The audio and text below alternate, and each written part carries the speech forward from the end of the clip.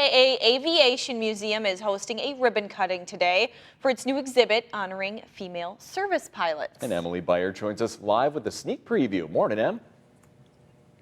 Good morning, Brooke and Fish. Hello, everyone. Yeah, they're called WASP. It's Women Air Force Service Pilots, and this all got started in the 1940s, and it really paved the way for women in aviation as we see it today.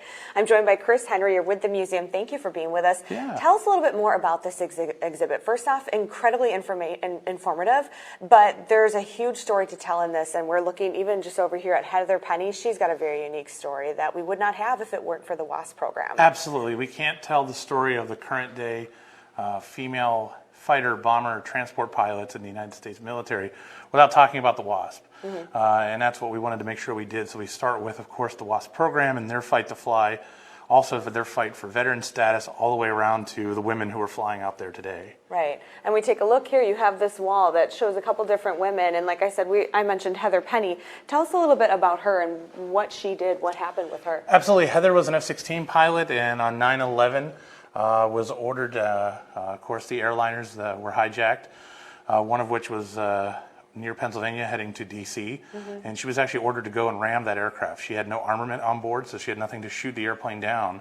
Wow. And they needed to stop it, so they actually ordered her to go and ram it.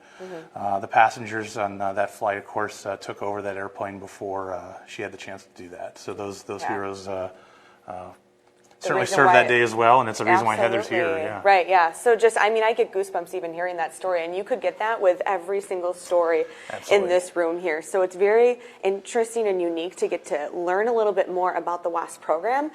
Like you said, we would not have what we have today without the past, but share with us a little bit more about what this room will then all highlight. Why was it so important for you guys to offer this? Well, I think it's important for EAA to have this because EAA champions the plight of anybody who wants to fly.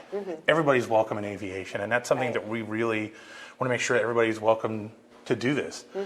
We don't judge on anything other than your interest in wanting to fly. Right. And the WASP had a long fight to do that. They also had a long fight to get recognized. As some of these panels will talk about, they were not recognized as veterans until way after World War II. Right. Yeah, and we were talking, you actually have a series that works out really well.